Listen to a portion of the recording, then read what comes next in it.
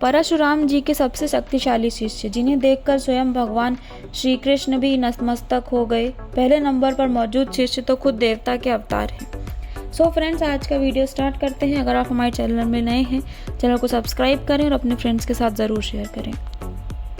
रामायण और महाभारत ये दो धर्म गाथाएं जिसमें भगवान विष्णु के ऐसे भयानक शक्तिशाली अवतार मौजूद हैं जिन्हें क्रोध दिलाने से स्वयं देवता भी कांप उठते थे, जिनकी शक्ति के समक्ष कई सारी अक्षरणीय सेना भी धरती में समा गई थी, जिन्होंने अपने पिता के खून का बदला 64 क्षत्रिय राजवंशियों को मार कर लिया था। और इनके इस क्रोध को शांत करने के लिए खुद बजरंगबली ने उनसे कई महीनों तक युद्ध किया था।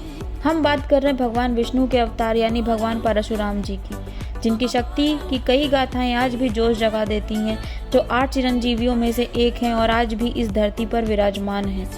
कहते हैं परशुराम जी बहुत ही क्रोधित स्वभाव के थे और अपने क्रोध को शांत करने के लिए उन्होंने महादेव का यज्ञ करने की ठानी। इन्होंने अपनी शक्तियों का सही उपयोग करने के लिए शिक्षा देने के लिए ठानी।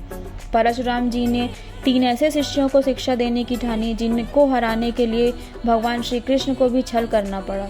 अगर भगवान श्री कृष्ण कुरुक्षेत्र में ना खड़े होते तो ये तीनों बिना किसी सेना के महाभारत को मात्र 5 दिन में खत्म कर देते।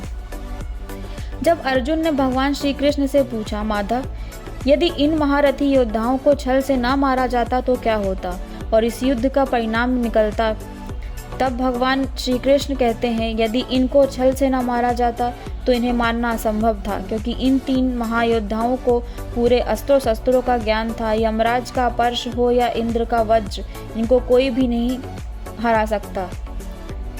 परशुराम जी के 3 महाशिष्य थे, लेकिन एक ऐसा भी शिष्य था जो भविष्य में जन्म लेता, जिसका इंतजार खुद 8 चिरंजीवी कर रहे हैं। यहाँ तक कि परशुराम जी भी उनका इंतजार कर रहे हैं ताकि उनको शिक्षा और दीक्षा दी जा सके। तो चलिए जानते हैं आखिर कौन है वो 4 शक्तिशाली शिष्य।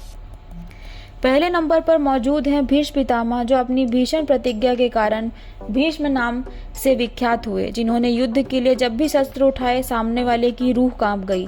राजा शांतनु और माता गंगा के पुत्र भीष्म थे और परशुराम जी ने असंख्य अस्त्रों शस्त्रों का ज्ञान दिया था, जिन्होंने सूर्य को भी ललकारा था और इनको इच्छा मृत्यु का वरदान प्राप्त था। दूसरे नंबर पे आते हैं पांडवों और कौरवों के गुरु द्रोणाचार्य। इनके पास इतनी शक्ति थी कि अगर वह अपना धनुष छोड़कर भी युद्ध करते तब भी वो पांडवों की आधी सेना को विध्वंस कर सकते थे, वो भी सिर्फ अपने हाथों के बलबूतों पर। तीसरे और सबसे प्रिय शिष्य थे सूर्यपुत्र कर्ण, जिन्होंने झूठ बोलकर शिक्षा ली थी।